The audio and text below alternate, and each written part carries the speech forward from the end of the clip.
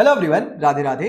इस वीडियो में मैं आपको chapter number 11 companies incorporated outside India के सारे प्रोविजन डिटेल में रिवाइज करवाने वाला हूं। बट सर, इस चैप्टर के रिवीजन से पहले आप chapter 2, chapter 3 and chapter 9 revise कर लेना, क्योंकि इस चैप्टर में उन चैप्टर्स का काफी रेफरेंस है। तो अगर आप 2, 3 एंड 9 रिवाइज कर लोगे, आपके लिए इस चैप्टर का रिवीजन बहुत सिंपल हो जाएगा। एंड इस चैप्टर के बेसिक्स हमने देखे थे चैप्टर नंबर 1 में, जब हम देख रहे थे कि कंपनी क्या होता है, कंपनी इनकॉर्पोरेटेड आउटसाइड इंडिया क्या होता है। तो एक बार हम इस चैप्टर के बेसिक्स देख लेते हैं वापस, फिर उसके बाद हम स्टार्ट करते हैं हमारे इस चैप्टर से। अभी सर, सबसे पहला क्वेश्चन, एक कंपनी है बेस्ट बाइज आईएनसी और एक कंपनी इनकॉर्पोरेट हुई है यूएसए में, यानी यूएसए के कंपनीज एक्ट में। अब सर आप मेरे को बताओ, क्या जो बेस्ट बाइज आईएनसी है, क्या मैं इसको कंपनीज एक्ट 2013 के अकॉर्डिंग कंपनी बोल सकता हूं क्या? नहीं सर, बेस्ट बाइज आईएनसी को कंपनी नहीं बोल सकता, क्योंकि कंपनीज एक्ट 2013 बोलता है कंपनी मतलब ऐसी कंपनी जो कि या तो इनकॉर्पोरेट हुई है कंपनीज एक्ट 2013 में या फिर किसी प्रीवियस कंपनी लॉ में। सर, क्या best buys Inc companies act 2013 या फिर किसी प्रीवियस कंपनी लॉ में इनकॉर्पोरेट हुई? क्या नहीं हुई ना, तो उसको हम यहाँ पे कंपनी नहीं बोल सकते। सर फिर क्या बोलेंगे कंपनीज एक्ट 2013 में? यहाँ पे क्योंकि इंडिया के बाहर इनकॉर्पोरेट हुई है, इसको क्या बोल देंगे? Company incorporated outside India, company incorporated outside India. अब सर आप एक और चीज बताओ, क्या कंपनीज एक्ट 2013 का कोई भी प्रोविजन अप्लाई करना चाहिए बेस्ट बाइज आईएनसी पे? सर नहीं करना चाहिए, क्योंकि बेस्ट बाइज आईएनसी ना तो इंडिया की कंपनी है, दूसरा इसको ना तो इंडिया से कुछ लेना देना है, यानी ना इसका कोई बिजनेस है ना इसका कोई प्लेस ऑफ बिजनेस है। तो उस केस में बेस्ट बाइज आईएनसी के ऊपर कंपनीज एक्ट 2013 का कोई भी प्रोविजन अप्लाई नहीं करेगा। No provision is applicable.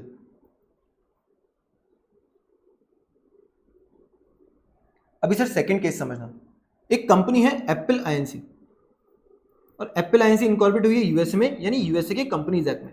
अब एप्पल आईएनसी की एक सब्सिडरी है जिसका नाम है एप्पल इंडिया प्राइवेट लिमिटेड,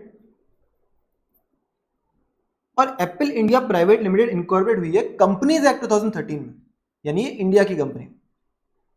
अभी सर मेरे को आप सबसे पहले बताओ कि जो एप्पल आईएनसी है, क्या ये कंपनीज एक्ट 2013 के अकॉर्डिंग कंपनी है क्या? नहीं सर, सेम रीजन, क्योंकि ना तो लास्ट कंपनीज एक्ट 2013 में इनकॉर्पोरेट हुई है और ना ही ये किसी प्रीवियस कंपनी लॉ में इनकॉर्पोरेट हुई है। तो यहाँ पे एप्पल आईएनसी कंपनी तो नहीं है। सर फिर क्या है? क्योंकि यूएसए में इनकॉर्पोरेट हुई, इसको क्या बोल देंगे? Company incorporated outside India. अभी सर जो एप्पल इंडिया प्राइवेट लिमिटेड है, क्या ये कंपनीज एक्ट 2013 के अकॉर्डिंग कंपनी है क्या? बिल्कुल sir, Apple India private limited तो कंपनी है, क्योंकि कंपनीज एक्ट 2013 में ही इनकॉर्पोरेट हुई है, तो इसको हम क्या बोल देंगे? कंपनी।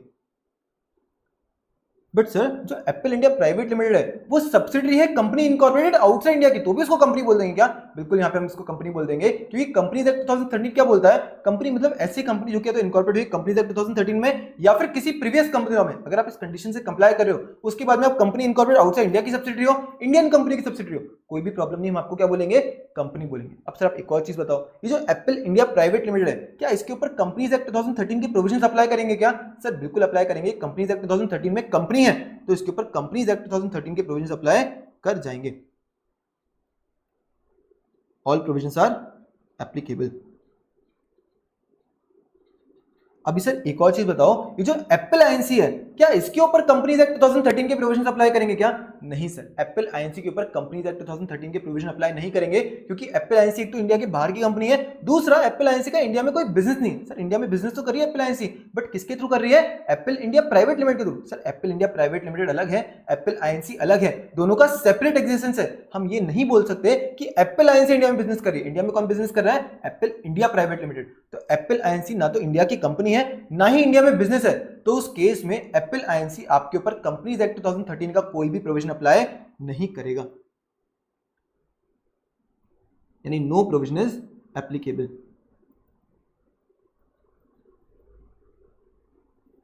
अभी सर एक और केस लेते हैं, एक कंपनी है टेस्ला आईएनसी और एक कंपनी इनकॉर्पोरेट हुई है यूएसए में, यानी यूएसए के कंपनीज एक्ट में। अब सर जो टेस्ला आईएनसी है ना, इसने मुंबई में एक ब्रांच खोली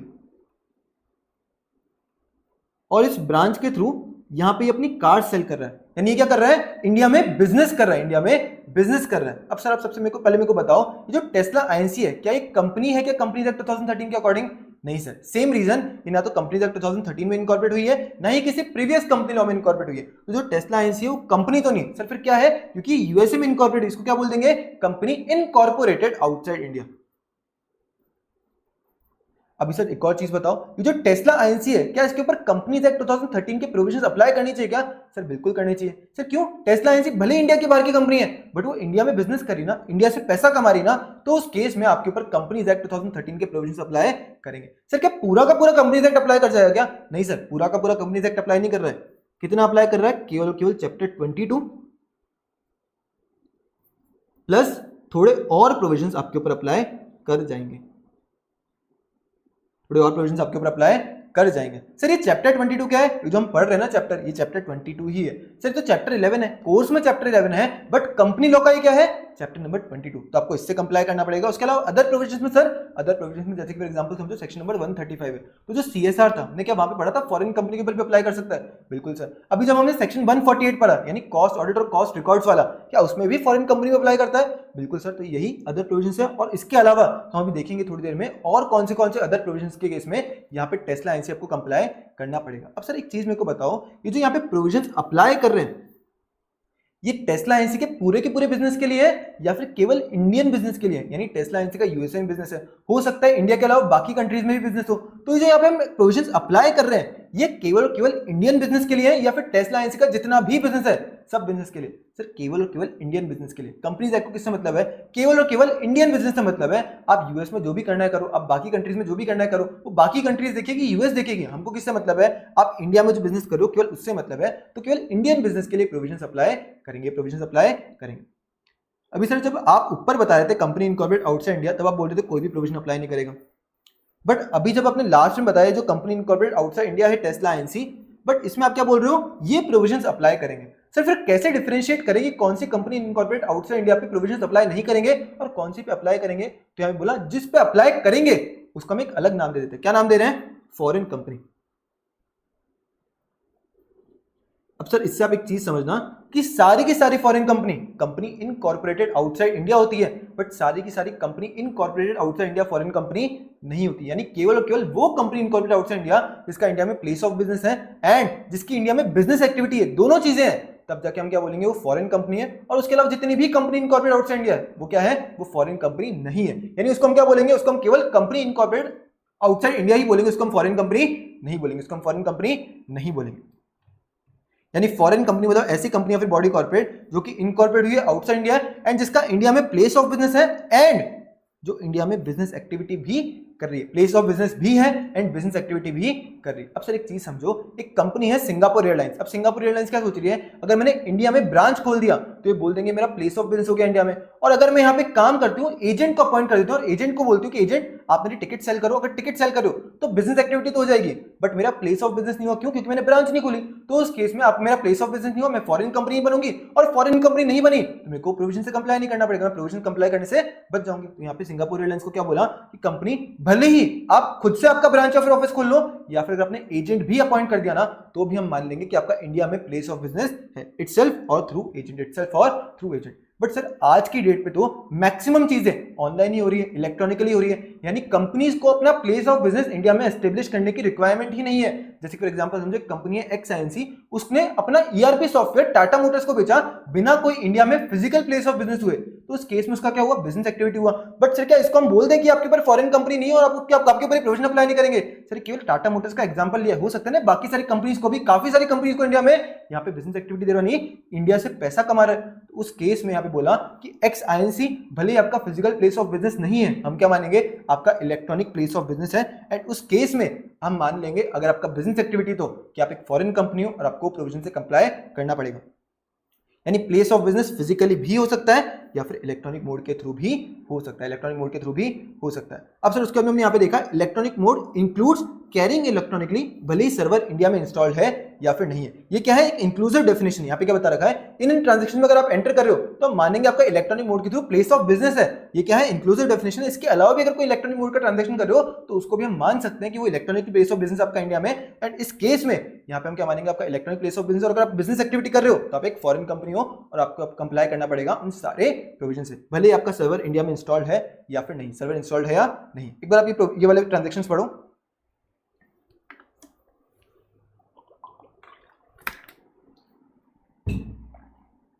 अभी सर इसमें एक सेकंड वाला देखना ट्रांजेक्शन, इनवाइटिंग और एक्सेप्टिंग डिपॉजिट्स और subscription of security in India और फ्रॉम सिटीजंस इन इंडिया। यहाँ पे क्या बोला, अगर कंपनी आप इंडिया से या फिर इंडिया के सिटीजन से अगर यहाँ पे आप एक्सेप्ट कर रहे हो या फिर इनवाइट कर रहे हो डिपॉजिट या फिर एक्सेप्ट कर रहे हो या फिर इनवाइट कर रहे हो सब्सक्रिप्शन ऑफ सिक्योरिटी, तो हम क्या मान लेंगे, आपका इंडिया में प्लेस ऑफ बिजनेस है। अब अगर आपका प्लेस ऑफ बिजनेस हो गया और आप बिजनेस एक्टिविटी भी कर रहे हो तो फॉरेन कंपनी बन जाओगे और उस केस में आपको प्रोविजन से कंप्लाई करना पड़ेगा। अब सर क्या पॉसिबल है कि अगर सिक्योरिटी इशू कर रहे हैं इंडिया में या फिर अगर इंडिया में सिक्योरिटी इशू नहीं भी कर रहे हैं तो वो एक शेयर ट्रांसफर या फिर रजिस्ट्रेशन ऑफिस इंडिया में सेटअप करें? बिल्कुल सर पॉसिबल है। सर ये शेयर ट्रांसफर और रजिस्ट्रेशन ऑफिस क्या करता है, वो यहाँ पे हेल्प करता है फिजिकल शेयर्स के ट्रांसफर में, ट्रांसमिशन में, इन सब चीजों में हेल्प करता है। तो जो शेयर ट्रांसफर और रजिस्ट्रेशन ऑफिस है अगर आपने एस्टेब्लिश कर दिया, हम मान लेंगे कि आपका एक फिजिकल प्लेस ऑफ बिजनेस है, फिजिकल प्लेस ऑफ बिजनेस है, यानी प्लेस ऑफ बिजनेस में ब्रांच तो आता ही है, साथ में शेयर ट्रांसफर और रजिस्ट्रेशन ऑफिस भी प्लेस ऑफ बिजनेस होता है, प्लेस ऑफ बिजनेस होता है।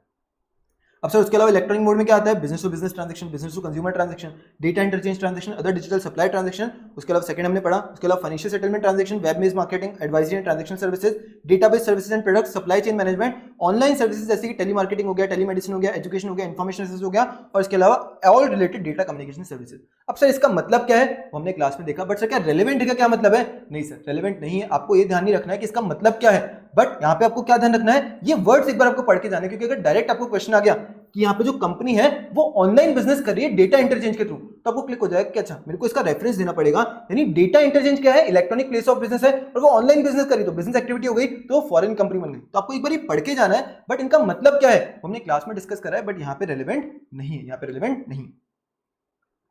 अब सर उसके बाद में आप एक बार एग्जांपल पढ़ो, एग्जांपल में क्या लिखा हुआ है कि अगर कंपनी आप यहां पे केवल इंडिया में मीटिंग कर रहे हो, आपका कोई प्लेस ऑफ बिजनेस नहीं है, आपका कोई बिजनेस एक्टिविटी नहीं है इंडिया में, आप कंपनी इनकॉर्पोरेट आउटसाइड इंडिया और आप केवल मीटिंग करने इंडिया हो, तो उस केस में हम ये नहीं मानेंगे कि आपका इंडिया में प्लेस ऑफ बिजनेस हो गया या फिर आपका इंडिया में बिजनेस एक्टिविटी हो गया, और उस केस में हम आपको यहाँ पे फॉरेन कंपनी नहीं मानेंगे और आपको कंप्लाई करने की रिक्वायरमेंट नहीं है। यानी आर लिमिटेड जो कि जापान में इनकॉर्पोरेट हुई है वो बोर्ड डायरेक्टर मीटिंग होल्ड करती है इंडिया में एंड डिसीजंस लेती है। अब यहाँ पे केवल और केवल अगर आप बोर्ड डायरेक्टर मीटिंग होल्ड कर रहे हो और डिसीजंस एग्जीक्यूट कर रहे हो, उसके बेसिस पे हम ये नहीं मान रहे कि आपका कोई बिजनेस एक्टिविटी है इंडिया में, और ना ही हम ये मान रहे हैं कि आपका कोई प्लेस ऑफ बिजनेस है इंडिया में, और इस केस में आर लिमिटेड आप एक फॉरेन कंपनी नहीं, आप एक फॉरेन कंपनी नहीं।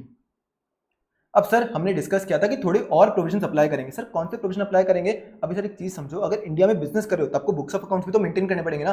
बिल्कुल सर, तो बुक्स ऑफ अकाउंट्स का कौन सा सेक्शन था? सेक्शन 120, तो सेक्शन 120 अप्लाई करेगा। But sir books of accounts of Indian business operation क्या है, कहां पे रखने हैं? ये बोला principal place of business in India पे, principal place of business in India पे आपको आपके बुक्स ऑफ अकाउंट्स रखने हैं। सर जनरली इंडियन कंपनी का रखती है, उसके लिए बोला हुआ रजिस्टर्ड ऑफिस या फिर इंडिया में कहीं पे भी जहां पे बोर्ड डायरेक्टर डिसाइड करेगा। बट यहाँ पे क्या बोला, आप रजिस्टर्ड ऑफिस यानी यूएसए मत ले जाना आपके बुक्स ऑफ अकाउंट्स इंडियन वाले, तो उस केस में क्या बोला, books of accounts Indian business वाले आपको principal place of business in India पे रखने पड़ेंगे। Sir principal place of business क्या है? प्रिंसिपल प्लेस ऑफ बिजनेस मतलब जो आपकी इंडिया में जितने भी ब्रांचेस है, जितने भी ऑफिस है, उसमें सबसे जो मेन ऑफिस है, सबसे जो हेड ऑफिस है, यानी इन शॉर्ट अगर मैं बोलूं यहाँ पे इंडिया की ब्रांचेस में से जो आपका रजिस्टर्ड ऑफिस है काइंड ऑफ, उसको आपको यहाँ पे नाम देना है, यानी क्या है, principal place of business, principal place of business in India. वहां पे आपको बुक्स ऑफ अकाउंट्स रखने पड़ेंगे, वहां पे आपको बुक्स ऑफ अकाउंट्स रखने पड़ेंगे।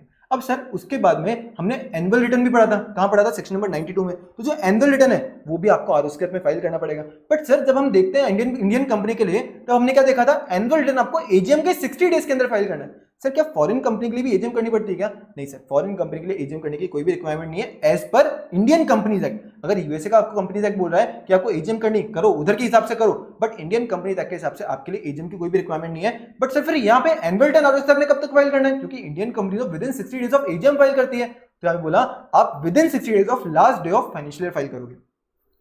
एनुअल रिटर्न फॉर्म नंबर ध्यान रखने की रिक्वायरमेंट नहीं है, आप आरओसीआर में फाइल कर देना with in 60 days of last day of financial के लास्ट डे से 60 डेज के अंदर आप यहाँ पे एनुअल रिटर्न आरओसीआर के साथ में फाइल कर दोगे। अब सर जो फॉरेन कंपनी है क्या यहाँ पे डिबेंचर इशू कर सकती है? बिल्कुल कर सकती है। तो सर सेक्शन 71 जो है क्या वो अप्लाई करेगा? बिल्कुल, वो as it is mutatis mutandis apply कर जाएगा। अब सर अगर डिबेंचर इशू करे या फिर लोन लिया या फिर डिपॉजिट यहाँ पे लिए, तो उस केस में क्या यहाँ पे चार्ज क्रिएट करना पड़ सकता है? बिल्कुल, आपको अपने एसेट पे चार्ज क्रिएट करना पड़ सकता है फॉरेन कंपनी। सर कैसे क्रिएट करेंगे? तो यहाँ बोला जो चैप्टर 6 है ना रजिस्ट्रेशन ऑफ चार्जेस वाला, वो as it is mutatis mutandis apply कर जाएगा। उसके अलावा अगर कुछ गड़बड़ करी फॉरेन कंपनी आपने, तो चैप्टर नंबर 14 यानी इंस्पेक्शन, इंक्वायरी एंड इन्वेस्टिगेशन, वो भी एज इट इज यानी म्यूटेटिस म्यूटेंडिस अप्लाई कर जाएगा। अभी सर एक क्वेश्चन है मेरा आपसे, समझो एक कंपनी है रिलायंस आईएनसी जो कि यूएसए में इनकॉर्पोरेट हुई है, यानी यूएसए कंपनीज एक्ट की कंपनी है। अब जो रिलायंस आईएनसी है उसमें एटलीस्ट 50% रिलायंस इंडस्ट्रीज लिमिटेड जो कि एक इंडिया की कंपनी यानी कंपनीज एक्ट में बनी हुई है, वो यहाँ पे होल्ड कर रही है एटलीस्ट 50% रिलायंस आईएनसी में। और जो रिलायंस आईएनसी है, इसका ना तो कोई प्लेस ऑफ बिजनेस है इंडिया में और ना ही इसका कोई भी बिजनेस एक्टिविटी है इंडिया में। सर इस केस में जो रिलायंस आईएनसी है ये क्या हुई, ये फॉरेन कंपनी है, कंपनी इनकॉर्पोरेटेड आउटसाइड इंडिया है, ये इंडिया के हिसाब से इंडियन कंपनी है, क्या है एक बार अपने को सोच के बताओ। अभी सर यहाँ पे रिलायंस इंडस्ट्रीज लिमिटेड होल्ड कर रही है, उससे कुछ फर्क पड़ेगा क्या? सर हमको क्या देखना होता है, ये जो कंपनी है ये इनकॉर्पोरेट आउटसाइड इंडिया होनी चाहिए अगर फॉरेन कंपनी बनाना है, और उसके बाद में उसका प्लेस ऑफ बिजनेस भी होना चाहिए एंड उसका बिजनेस एक्टिविटी भी होना चाहिए। इसका प्लेस ऑफ बिजनेस और बिजनेस एक्टिविटी तो नहीं है, तो इस केस में क्या ये फॉरेन कंपनी है? नहीं सर, फॉरेन कंपनी तो नहीं। सर क्या एक कंपनी है क्या कंपनीज एक्ट के अकॉर्डिंग? सर कंपनीज एक्ट 2013 क्या बोलता है, कंपनीज एक्ट 2013 में या फिर किसी प्रीवियस कंपनी में इनकॉर्पोरेट हुए तो कंपनी बोलेंगे। ये कहां इनकॉर्पोरेट हुए हैं? यूएसए कंपनीज एक्ट में, तो सर कंपनी भी नहीं। सर फिर क्या बचा, ये कंपनी इनकॉर्पोरेटेड आउटसाइड इंडिया है, ना ये फॉरेन कंपनी ना ये इंडियन कंपनी है, क्या है? Company incorporated outside India, company incorporated outside India. और क्योंकि इंडिया में कुछ बिजनेस ही नहीं करी तो इसके ऊपर कोई प्रोविजन भी हम अप्लाई नहीं करेंगे। अभी सर एक और केस समझो, यहां पे एक कंपनी है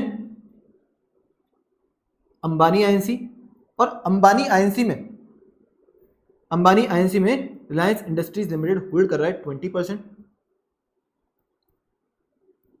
मुकेश अंबानी होल्ड कर रहे हैं 20%। सो 20% किसका? पेड अप शेयर कैपिटल का, equity plus preference. Paid up share capital में इक्विटी और प्रेफरेंस दोनों आता है, तो यहाँ पे इक्विटी और प्रेफरेंस का मिला के पेड अप शेयर कैपिटल जो है उसका 20% रिलायंस इंडस्ट्रीज लिमिटेड होल्ड कर रहा है, 20% मुकेश अंबानी जी होल्ड कर रहे हैं और 10% नीता अंबानी होल्ड कर रही है। और जो अंबानी आईएनसी है ये कहां इनकॉर्पोरेट हुई है? यूएसए में इनकॉर्पोरेट हुई है। और इस अंबानी आईएनसी का इंडिया में प्लेस ऑफ बिजनेस भी है और बिजनेस एक्टिविटी भी है। तो सर क्या ये जो कंपनी है ये फॉरेन कंपनी हो गई क्या? सर बिल्कुल, ये इंडिया के बाहर इनकॉर्पोरेट है, प्लेस ऑफ बिजनेस है, बिजनेस एक्टिविटी है, तो ये फॉरेन कंपनी तो हो गई। ये क्या हो गई? फॉरेन कंपनी तो हो गई। बट सर यहां पे बोला है अगर कोई ऐसी फॉरेन कंपनी है जिसमें एटलीस्ट 50%, यहां पे इक्वल टू भी कवर्ड है, यानी इक्वल टू 50% भी कवर्ड है, अगर at least 50% of paid up share capital, अगर यहां पे कोई फॉरेन कंपनी या फिर सॉरी इंडियन कंपनी या फिर बॉडी कॉर्पोरेट, यानी कोई ऐसी कंपनी या बॉडी कॉर्पोरेट जो कि इंडिया में इनकॉर्पोरेट हुई है, या फिर अगर कोई इंडियन सिटीजन या फिर ये इंडियन लोग यानी इंडियन कंपनी या फिर बॉडी कॉर्पोरेट या फिर और इंडियन सिटीजन, ये दोनों साथ में मिलके, या फिर अगर ये इंडिविजुअली भी अगर at least 50% of paid up share capital इस फॉरेन कंपनी का होल्ड करते हैं, तो जो फॉरेन कंपनी है इसको अपने इंडियन बिजनेस के लिए कंप्लाई करना पड़ेगा चैप्टर 22 प्लस अदर प्रिस्क्राइब्ड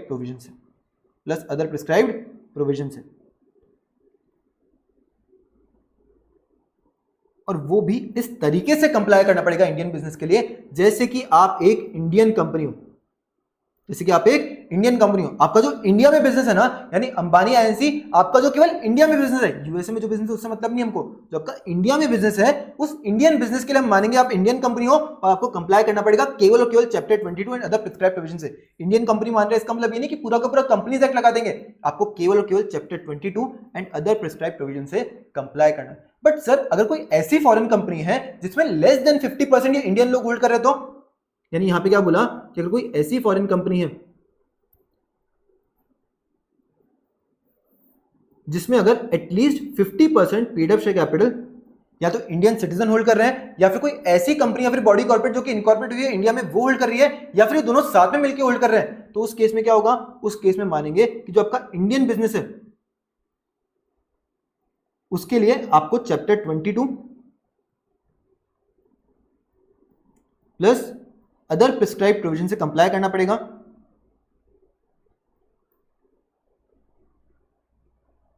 और वो भी इस तरीके से कंप्लाई करना पड़ेगा जैसे कि आप एक इंडियन कंपनी हो इस इंडियन बिजनेस के लिए, जैसे कि आप एक इंडियन कंपनी हो।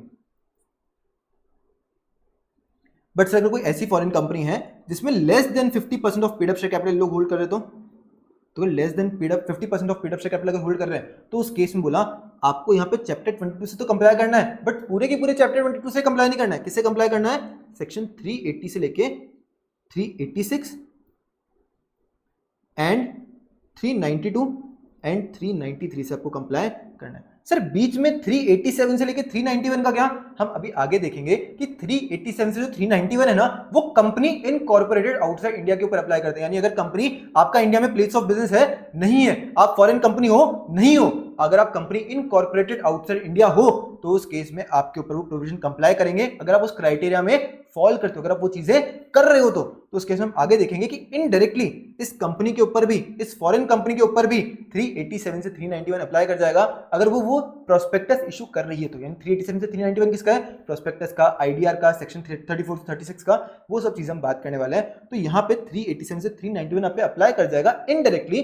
तो यहाँ पे केवल इस चीज क्यों लिखा है, अगर आपको एमसीक्यू में या फिर अगर क्वेश्चन में डायरेक्ट पूछता है तो आपको क्या बताना है कि 380 से 386 से अप्लाई करेगा और 392 और 393 अप्लाई करेगा बाकी की फॉरेन कंपनीज के लिए। अगर ये वाली फॉरेन कंपनी है तो पूरा चैप्टर 22 और अदर प्रिस्क्राइब्ड प्रोविजन अप्लाई करेगा उस इंडियन बिजनेस के लिए, जैसे कि वो एक इंडियन कंपनी हो, जैसे कि वो एक इंडियन कंपनी हो। यानी यहाँ पे क्या बोला, अगर not less than 50% paid up share capital equity plus preference का उस फॉरेन कंपनी का, अगर इंडियन सिटीजन या फिर कंपनी या फिर बॉडी कॉर्पोरेट जो कि इंडिया में इनकॉर्पोरेट हुई है या फिर दोनों अगर होल्ड कर रहे हैं at least 50% of paid up share capital, तो जो कंपनी है ना उसको अपने इंडियन बिजनेस के लिए, केवल इंडियन बिजनेस के लिए कंप्लाई करना पड़ेगा chapter 22 and other prescribed provision से इस तरीके से जैसे कि वो एक इंडियन कंपनी ही है, जैसे कि वो एक इंडियन कंपनी ही है। और उसके अलावा बाकी सारी फॉरेन कंपनी का क्या, सेक्शन 380 से 386 एंड 392 एंड 393 आपको कंप्लाई करने पड़ेंगे, आपको कंप्लाई करने पड़ेंगे। अब सर उसके बाद में एक बार आप ये एग्जांपल देखो, एक बार पॉज करो और ये एग्जांपल खुद से सॉल्व करने का ट्राई करो बिना सॉल्यूशन देखे।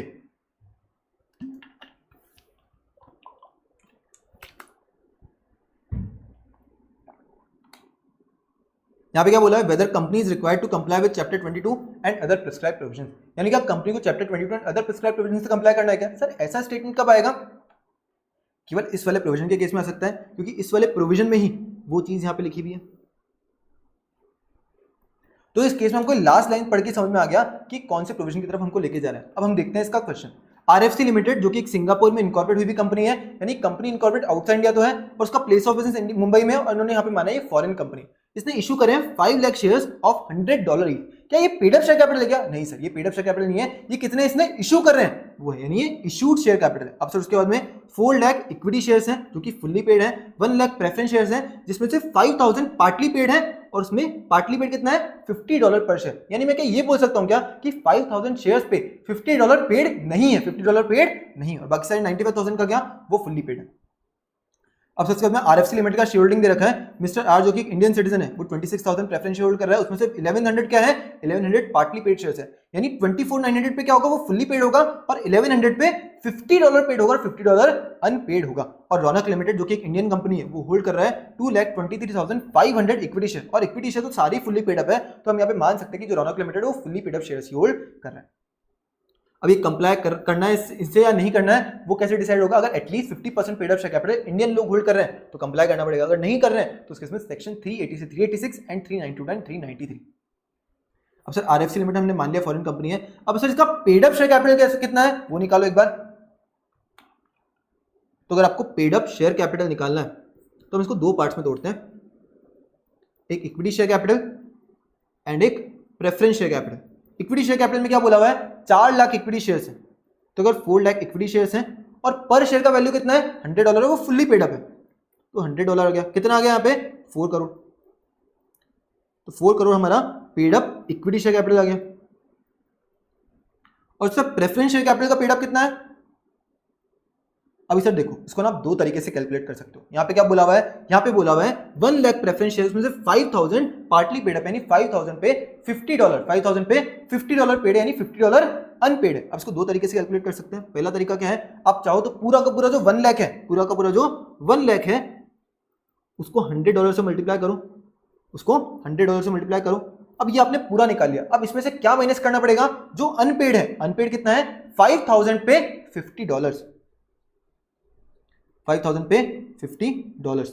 तो अब यहां पे इसको कैलकुलेट करो कितना आ रहा है, 1 lakh into 100 1 crore, 5000 into 50 2,50,000, 1 crore minus 2,50,000 97.5 lakh, $97.5 lakh. अब दूसरा तरीका क्या कैलकुलेट करने का, आप यहां पे इस तरीके से कैलकुलेट कर सकते हो कि 95,000 फुल्ली पेड अप है ना, तो 95,000 इंटू 100 कर देंगे और बाकी 5,000 को 50 से मल्टीप्लाई कर देंगे, तो 95,000 इंटू 100 प्लस बाकी का जो 5000 है इंटू $50, और यहाँ पे अगर आप कैलकुलेट करोगे कितना आएगा, सेम ही आंसर आने वाला है, 97.5 लाख डॉलर।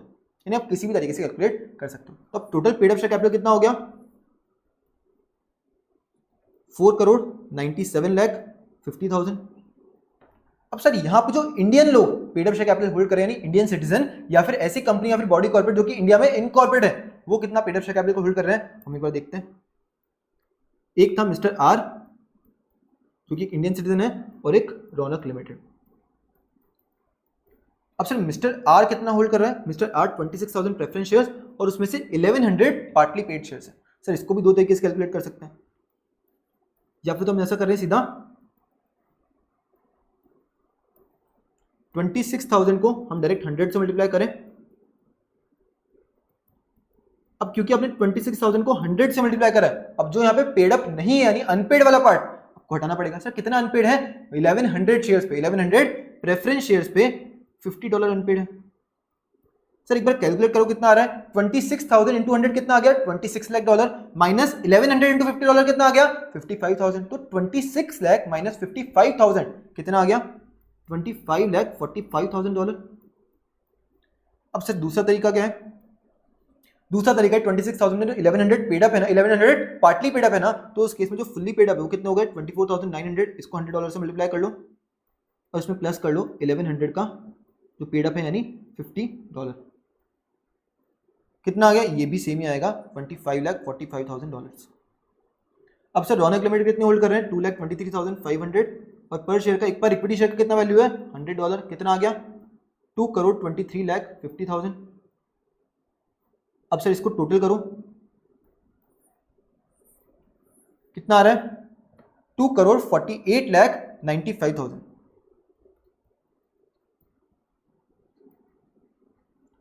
अब इस वाले वैल्यू को जो यहाँ पे इंडियन सिटीजन या फिर इंडियन बॉडी कॉर्पोरेट या फिर कंपनी या फिर दोनों साथ में मिलके इतना होल्ड कर रहे हैं पेड अप, इसको डिवाइड करो जो टोटल पेड अप है। क्या ये 50% से एक्सीड कर रहा है क्या, सर एक बार डिवाइड करके देखो।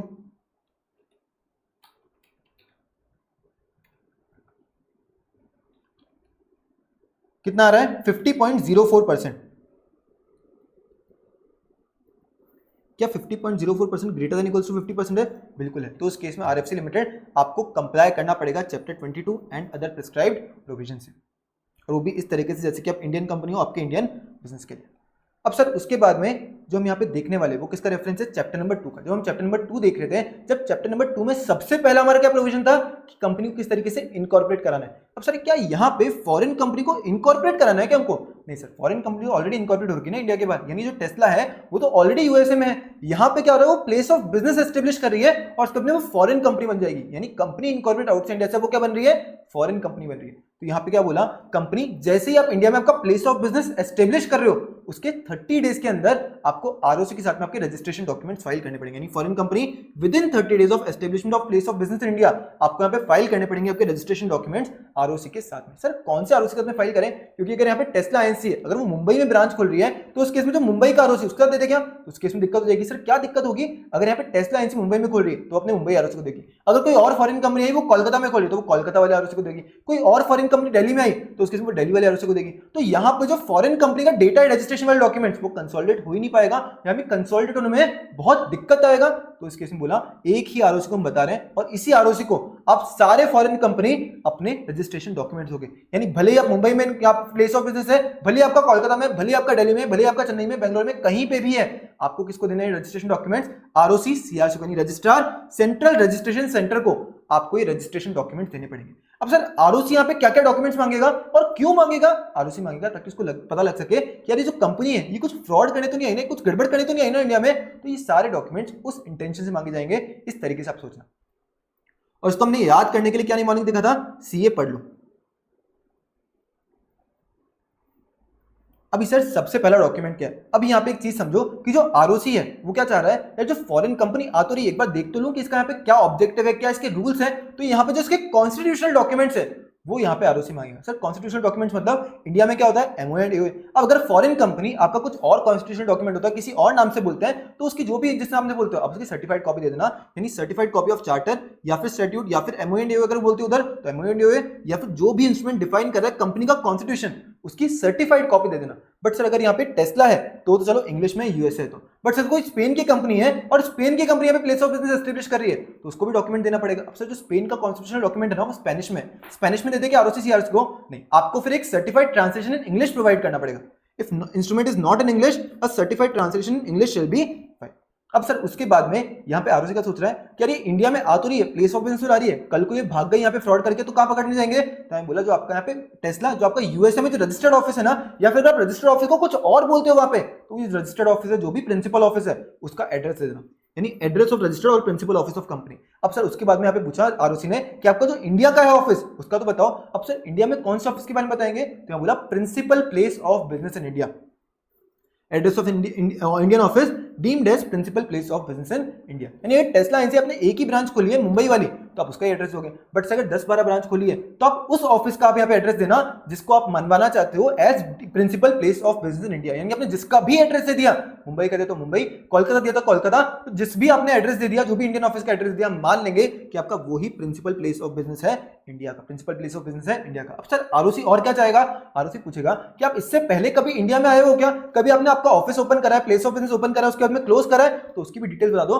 ताकि हम पहले वाले डॉक्यूमेंट में भी चेक कर लेंगे आपने कहीं कुछ गड़बड़ वगैरह तो नहीं कर रखी थी ना। यानी particulars of opening and closing of place of business in India on earlier occasions, पहले कभी आके गए हो क्या, उसके पर्टिकुलर्स बता देना। उसके अलावा अब यहाँ पे आप अगर भाग गए तो एक कंपनी तो आर्टिफिशियल पर्सन है, आर्टिफिशियल पर्सन थोड़ी पकड़ सकते हैं, तो उस केस में जो आपके डायरेक्टर और सेक्रेटरी हैं उनकी डिटेल्स देना है, डायरेक्टर और सेक्रेटरी की लिस्ट देना उनके पर्टिकुलर्स के साथ में, जैसे कि उनका क्या नाम है, क्या एड्रेस है, क्या पेन नंबर है, क्या नेशनैलिटी है, क्या डायरेक्टर आइडेंटिफिकेशन नंबर है, क्या मेंबरशिप नंबर है सेक्रेटरी का, ये डिटेल्स देना। अब सर अगर फॉरेन कंपनी को मेरे को कोई डॉक्यूमेंट देना है, मेरे को कोई नोटिस देना है या फिर आरओसी को कोई ऑर्डर देना है, तो उस केस में यहाँ पे आरओसी किसको देगा वो, यानी क्या वो फॉरेन कंपनी को, टेस्ला को यूएसए में पहुंचाएगा क्या वो डॉक्यूमेंट, यहाँ पे बोला नहीं। तो उस केस में यहाँ पे बोला टेस्ला आप यहाँ पे इंडिया में जो एक इंडिया का पर्सन होगा, नहीं पर्सन रेजिडेंट इन इंडिया को आप यहाँ पे ऑथराइज रिप्रेजेंटेटिव बनाओगे। अभी समझो यहाँ पे जो इलॉन मस्क है उसके यहाँ पे डोनाल्ड काका रहता है, तो जो डोनाल्ड काका है उसको क्या बना दिया, ऑथराइज रिप्रेजेंटेटिव बना दिया। यानी जो पर्सन रेजिडेंट इन इंडिया है, जो पर्सन रेजिडेंट इन इंडिया है, जिसको कंपनी आप ऑथराइज कर रहे हो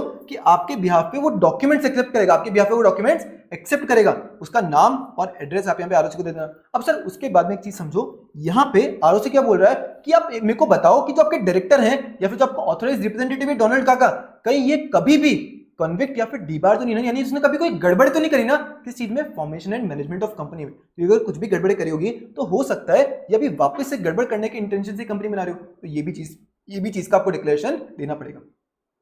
क्या डिक्लेरेशन देना है कि कोई भी डायरेक्टर या फिर जो आपका ऑथराइज रिप्रेजेंटेटिव है वो कभी भी, यहाँ पे 10 साल 5 साल के लिए नहीं दे रखी, यहाँ बोला है कभी भी वो कन्विक्ट या फिर डिबार नहीं हुए formation and management of company से, और कहां पे, ना तो इंडिया में और ना ही इंडिया के बाहर। और इसके अलावा कोई भी अदर प्रिस्क्राइब्ड इंफॉर्मेशन चाहिए तो यहाँ पे आरओसी मांग सकता है। अब सर इसको सीए पढ़ लो की तरह कैसे याद किया हमने, सी से हमारा कॉन्स्टिट्यूशन हो गया, ए से एड्रेस और उसके बाद में ओ से ओपनिंग, एल से लिस्ट और उसके अलावा पी से person resident in India, D से डिक्लेरेशन।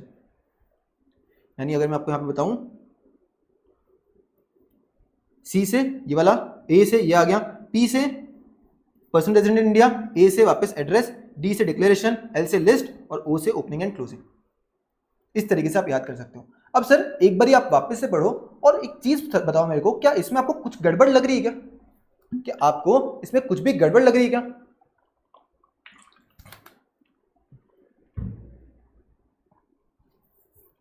सर अभी यहां पे क्या हो रहा है, यहां पे आरओसी बोल रहा है कि जब आप प्लेस ऑफ बिजनेस एस्टेब्लिश कर लोगे उसके 30 डेज के अंदर मेरे को डॉक्यूमेंट प्रोवाइड करना। बट सर क्या यहाँ पे पहले चेक नहीं करना चाहिए था क्या कि आप प्लेस ऑफ बिजनेस एस्टेब्लिश कर लिया, अब 30 दिन में तो हो सकता है ना फ्रॉड वगैरह करके भी चले जाए, तो उसके इसमें बोला कि आपको क्या पहले चेक नहीं करना चाहिए था कि इसके बारे में कि जो कहीं गड़बड़ वगैरह करने के हिसाब से तो नहीं आया। तो इसके बोला वो काम आरओसी का नहीं है, वो काम है आरबीआई का। वो किसका काम है, आरबीआई का। तो यहाँ पे बोला कंपनी अगर आप इंडिया में प्लेस ऑफ बिजनेस एस्टेब्लिश करना चाहते हो तो उस केस में आपको आरबीआई का अप्रूवल लेना पड़ा होगा फेमा के अंडर, या फिर अगर किसी और रेगुलेटर का भी अप्रूवल लेना है, जैसे फॉर एग्जांपल अगर स्टॉक मार्केट के लिए तो उस केस में सेबी का, अगर इंश्योरेंस के लिए तो इडा का, तो उस केस में अगर किसी और रेगुलेटर का भी आपको अप्रूवल लेना पड़ा है इंडिया में प्लेस ऑफ बिजनेस एस्टेब्लिश करने के लिए, तो उस केस में उस अप्रूवल को भी आप यहाँ पे आरओसी को दोगे। यानी जो एप्लीकेशन आप आरओसी को दे रहे हो, इसके साथ में आप यहाँ पे अप्रूवल की भी कॉपी दोगे, अप्रूवल भी दोगे। बट सर अगर यहाँ पे समझो कोई एग्जाम्पशन है उस कंपनी को कोई एग्जाम्पशन है, उसको कोई अप्रूवल की रिक्वायर्ड ही नहीं थी, ना तो आरबीआई का ना ही किसी और रेगुलेटर का, तो क्या करें? तो उस केस में बोला आप अप्रूवल तो दे नहीं पाओगे एप्लीकेशन का, तो उस केस में आपका जो ऑथराइज रिप्रेजेंटेटिव है वो जो डोनाल्ड काका है, डोनाल्ड काका को बोलो कि डिक्लेरेशन दे। डिक्लेरेशन क्या? कि कोई भी ऐसा अप्रूवल रिक्वायर्ड ही नहीं है, कोई भी ऐसा अप्रूवल रिक्वायर्ड ही नहीं है, ऐसा एक डिक्लेरेशन दो और वो डिक्लेरेशन आप फाइल कर देना उस एप्लीकेशन के साथ में। अब सर इसके बाद में हमने रजिस्ट्रेशन डॉक्यूमेंट्स को तो पढ़ा, अब रजिस्ट्रेशन डॉक्यूमेंट्स के अलावा भी कोई डॉक्यूमेंट देना पड़ता है क्या आरओसी को? सर हमने देखा भी एनुअल रिटर्न, अभी हम देखेंगे फाइनेंशियल स्टेटमेंट, तो ये सारे डॉक्यूमेंट्स भी आपको आरओसी को देने पड़ते हैं। अब सर किसको दे? ये भी हम क्या आरओसी सीआरसी को देते क्या? यहाँ बोला नहीं, रजिस्ट्रेशन डॉक्यूमेंट्स के अलावा जितने भी डॉक्यूमेंट्स हैं जो फॉरेन कंपनी आपको फाइल करने, वो किसको फाइल करोगे? उस आरओसी को जिसका न्यू दिल्ली के ऊपर ज्यूरिसडिक्शन, यानी आरओसी न्यू दिल्ली को आप यहाँ पे फाइल करने वाले हो। बाकी सारे documents, any document other than above mentioned registration document which is required to be delivered by foreign company shall be delivered to ROC having jurisdiction over New Delhi, having jurisdiction over New Delhi। अब sir उसके बाद में क्या बोला है कि ROC के साथ में आपने जो भी डॉक्यूमेंट फाइल करा है, भले ही आरओसी सीआरसी के साथ में, भले ही आरओसी न्यू दिल्ली के साथ में, किसी के साथ में भी आपने जो भी डॉक्यूमेंट फाइल करा ना फॉरेन कंपनी, अब उस डॉक्यूमेंट में अगर कुछ भी चेंज आता है, कुछ भी ऑल्टरेशन आता है, जैसे फॉर एग्जांपल समझो यहाँ पे जो उसका रजिस्टर्ड ऑफिस था उसका एड्रेस चेंज हो गया, यानी टेस्ला आईएनसी का जो यूएस वाला रजिस्टर्ड ऑफिस था ना वो चेंज हो गया, तो अगर चेंज हुआ है तो आपने पहले आरओसी को सीआरसी को दिया था तो आपको बताना पड़ेगा, तो यानी आप किसको बताओगे? आप बोला ये आरओसी न्यू दिल्ली को बताना है। अगर कोई भी ऑल्टरेशन हो रहा है, भले ही रजिस्ट्रेशन वाले डॉक्यूमेंट्स में, भले ही नॉन रजिस्ट्रेशन डॉक्यूमेंट्स में, हर ऑल्टरेशन के बारे में आपको आरओसी न्यू दिल्ली को बताना है। कितने टाइम में? With in 30 days of such alteration. और किस तरीके से? एक रिटर्न देना है जिसमें आप सारे के सारे पर्टिकुलर्स लिखोगे उस ऑल्टरेशन की, और आपको फॉर्म नंबर ध्यान रखने की रिक्वायरमेंट नहीं। अब सर यहाँ पे क्या बोला है? यहाँ पे बोला है अगर फॉरेन कंपनी आपकी जो डोनाल्ड काका जो ऑथराइज रिप्रेजेंटेटिव है, अगर इसको यहाँ पे कोई भी नोटिस या फिर डॉक्यूमेंट सर्व कर दिया गया, यानी उसके नाम और एड्रेस पे जो कि यहाँ पे आपने प्रोवाइड किया था आरओसी को, अगर उस पे कोई भी डॉक्यूमेंट सर्व कर दिया, नहीं या तो उसके हाथ में लेके आ गए हम, या फिर उसको पोस्ट के थ्रू भेज दिया, फिर इलेक्ट्रॉनिकली भेज दिया, तो हम मान लेंगे कि फॉरेन कंपनी आपको सर्व हो गया है। यानी जैसे ही डोनाल्ड काका को मिला, हमको क्या लग रहा है कि फॉरेन कंपनी टेस्ला आईएनसी आपको डॉक्यूमेंट मिल चुका है, भले ही डोनाल्ड काका आगे जाके आपको नहीं पता है तो हमारी कोई परेशानी नहीं है। यहाँ पे हमने डोनाल्ड काका को दे दिया, हमारा मतलब है कि हमने फॉरेन कंपनी को दे दिया। हमको क्या लग रहा है? हमने फॉरेन कंपनी को दे दिया, यानी नोटिस और document is deemed as served on foreign company. अगर उसको आप छोड़ के आ गए या फिर पोस्ट या फिर इलेक्ट्रॉनिकली थ्रू अपने ऑथराइज रिप्रेजेंटेटिव को दिया, नहीं वो पर्सन जिसका नाम और एड्रेस डिलीवर किया गया था आरओसी को अंडर सेक्शन 380, अंडर सेक्शन 380। अब सर ये जो पॉइंट है ये वापस से सेकंड वाले चैप्टर से रिलेट करेगा। सेकंड वाले चैप्टर में हमने क्या देखा था? हमने देखा था कि कंपनी आपको आपके जितने भी प्लेस ऑफ बिजनेस, जितने भी ऑफिस हैं, हर ऑफिस के बाहर आपको कॉन्स्पिशियसली लेजिबल लेटर्स में लिखना पड़ेगा आपकी कंपनी का नाम एंड रजिस्टर्ड ऑफिस का एड्रेस। उसी तरीके से हमें बोला कि फॉरेन कंपनी आपको भी कॉन्स्पिशियसली लेजिबल लेटर्स में आपके जितने भी प्लेस ऑफ बिजनेस हैं, जितने भी ऑफिस हैं, हर के बाहर आपको लिखना पड़ेगा English and language in general use of locality में। यानी अगर मैं यहाँ पे मुंबई में ब्रांच खोल रहा हूँ तो इंग्लिश में एंड मराठी में, जनरल यूज कौन सी लोकेलिटी? जिस लोकेलिटी में आपका ऑफिस या फिर प्लेस है उसके यहाँ पे जनरल उस लैंग्वेज की बात हो रही है, यानी मराठी में और इंग्लिश में को लिखना पड़ेगा। सर क्या क्या चीजें लिखनी है? एक तो कंपनी का नाम, उसके अलावा किस कंट्री में आप इनकॉर्पोरेट हुए हो, और उसके अलावा अगर आपके मेंबर्स की लायबिलिटी लिमिटेड है तो उस फैक्ट के बारे में लिख देना कि आपके मेंबर्स की लायबिलिटी लिमिटेड है। सर बट ये सारी चीजें क्यों लिखवा रहे हैं? अभी सर एक चीज समझना, अगर कोई पर्सन ट्रांजैक्शन करने आ रहा है, कोई पर्सन कुछ बिजनेस करने आ रहा है इस फॉरेन कंपनी के साथ में, तो वो बोर्ड देखे और बोर्ड पे देख के उसका समझ में आ जाए कि अच्छा ये जो कंपनी है इसका नाम ये है, ये इस कंट्री में इनकॉर्पोरेट हुई, यानी क्या है? फॉरेन कंपनी है, और अगर इसके मेंबर्स की लायबिलिटी लिमिटेड है तो अगर मैं इसके साथ ट्रांजैक्शन कर रहा हूं, आगे जाके इसने फ्रॉड वगैरह करा, कंपनी में पैसा नहीं बचा, तो मैं मेंबर से और पैसा नहीं मंगा पाऊंगा। क्यों? क्योंकि मेंबर की लायबिलिटी लिमिटेड है। तो यहाँ पे जो पर्सन है वो सोच समझ के ट्रांजैक्शन करे, इसलिए सारी चीजें यहाँ पे लिखवाई जा रही है, इसलिए यहाँ पे सारी चीजें लिखवाई जा रही है। और आपको ये जो सारी चीजें क्या दिखानी पड़ेगी? कॉन्स्पिशियसली, यानी कोई भी पर्सन को इजीली देख सके उस तरीके से आपको यहाँ पे सारी चीजें लिखनी है, और वो भी लेजिबल लेटर्स में, यानी कोई भी पर्सन को पढ़ सके उस लैंग्वेज को। उसके बाद में बिजनेस लेटर्स हो गए, बिल हेड्स हो गए, लेटर पेपर हो गए, नोटिस हो गए, यानी इन शॉर्ट जितने भी आपके ऑफिशियल पब्लिकेशन है, हर ऑफिशियल पब्लिकेशन में सेम चीजें, सेम तीनों चीजें, यानी name of company, country in which it is incorporated and fact if liability of its members is limited, ये आपको लिखना पड़ेगा। बट किसमें? इसमें केवल और केवल इंग्लिश बोले। यहाँ पे आपको जो लोकल लैंग्वेज है, यानी जो उस जगह की लोकल लैंग्वेज है, उसमें लिखने की रिक्वायरमेंट नहीं है, आप बस केवल इंग्लिश में लिख देना, बट वो लेजिबल कैरेक्टर्स होना चाहिए, बट आप ये बिजनेस सेक्टर वगैरह में क्यों? अभी से समझो कोई उस जगह पे नहीं आया, यानी उसके प्लेस ऑफ बिजनेस में यहाँ पे ट्रांजेक्शन करने नहीं आया, बट अगर वो यहाँ पे नोटिस के थ्रू या फिर कोई भी ऑफिशियल पब्लिकेशन के थ्रू ट्रांजेक्शन कर रहा है तो उसको दिख जाएगा कि अच्छा जो कंपनी फॉरेन कंपनी है और उसकी मेंबर्स की लायबिलिटी लिमिटेड है, तो वो सोच समझ के देख दिखा के ही सारे ट्रांजेक्शन करें। इसके लिए आपको यहाँ पे ऑफिशियल पब्लिकेशन में भी ये तीनों चीजें देनी पड़ेगी। अब सर ये वाला किससे रिलेट कर रहा है? कौन से चैप्टर से रिलेट कर रहा है? एक बार हेडिंग पढ़ो और आप मेरे को बताओ ये कौन से चैप्टर से रिलेट कर रहा है। ये 2 चैप्टर से रिलेट कर रहा है।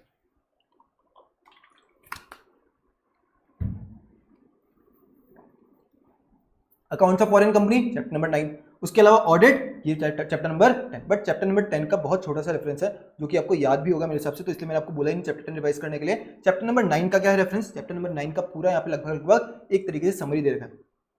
यहाँ पे क्या बोला है? फॉरेन कंपनी यानी टेस्ला आईएनसी, आप इंडिया में बिजनेस कर रहे हो ना, तो इंडियन बिजनेस ऑपरेशन के आपका जो इंडिया में बिजनेस है उसके फाइनेंशियल स्टेटमेंट बनाने पड़ेंगे आपको, और वो भी हर फाइनेंशियल ईयर के लिए, वो भी हर फाइनेंशियल ईयर के लिए आपको फाइनेंशियल स्टेटमेंट बनाने हैं। सर किस तरीके से बनाए? यूएसए में जैसे बनाते हैं उस तरीके से बनाने क्या? यानी यूएसए में आईएफआरएस चलता है उस तरीके से बना ले? नहीं, आपको शेड्यूल 3 के अकॉर्डिंग, आपको शेड्यूल 3 के अकॉर्डिंग ये फाइनेंशियल स्टेटमेंट बनाने। अब सर फाइनेंशियल स्टेटमेंट में क्या क्या आता है? याद करो चैप्टर नंबर 9, यहाँ पे बैलेंस शीट आता है, P&L आता है, उसके अलावा अदर प्रिस्क्राइब्ड डॉक्यूमेंट्स में क्या क्या आ गया?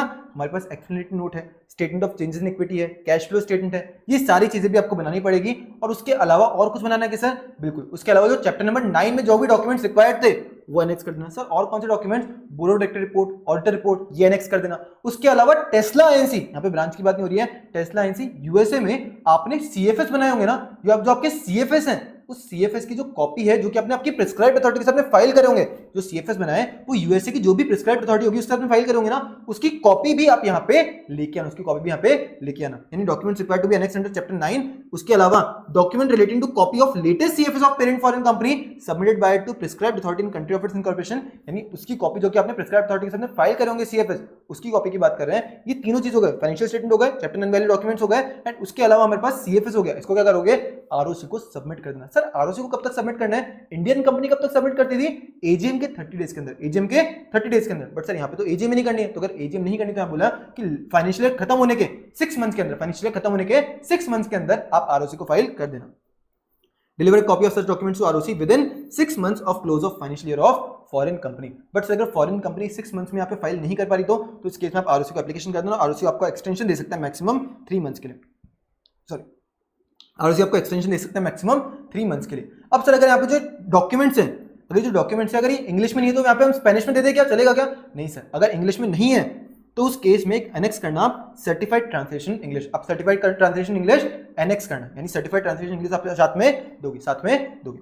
अब सर उसके बाद में सेंट्रल गवर्नमेंट अगर चाहे तो डायरेक्ट कर सकता है किसी भी फॉरेन कंपनी को, किसी भी फॉरेन कंपनी को बुला के बोल सकता है कि तेरे ऊपर जो सेक्शन है ना, ये जो प्रोविजंस है ये अप्लाई नहीं करेंगे, या फिर अप्लाई करेंगे बट मैं ना तेरे को एक्सेप्शन दे दूं, या फिर तेरे को मॉडिफिकेशन करके दे रहा हूं सेक्शन में। तो यहाँ पे सेंट्रल गवर्नमेंट डायरेक्ट कर सकता है किसी भी फॉरेन कंपनी को कि आपके ऊपर वाली रिक्वायरमेंट्स अप्लाई नहीं करेंगे, या फिर अप्लाई करेगी बट उसमें से मैं कुछ एक्सेप्शन दे रहा हूं, कुछ मॉडिफिकेशन दे रहा हूं। इस तरीके से सेंट्रल गवर्नमेंट किसी भी फॉरेन कंपनी को डायरेक्ट कर सकता है।